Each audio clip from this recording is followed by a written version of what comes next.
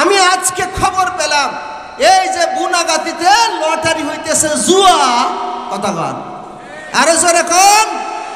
এই জুয়ার লটারি যারা টাকা দিয়ে কিনবে তারা গুনাহে কবিরা করবে, হারাম হারাম হারাম। কথা বলেন।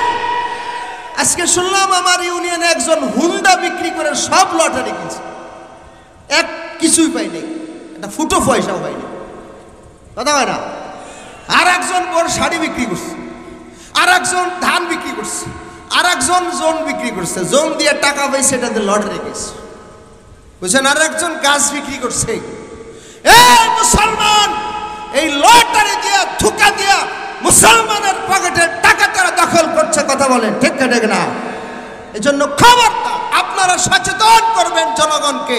আল্লাহ পাক কোরআন স্পষ্ট বলছে লটারি এটা হারাম, এটা শয়তানের কাজ।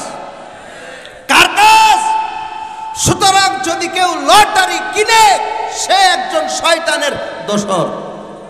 আরে কথা কয় না, আরে শয়তানের দোসর। একটু জোরে কন, শয়তানের ভাই। আরে কথা কয় না। শয়তানের বোন যদি কোনো মহিলা লটারি কিনে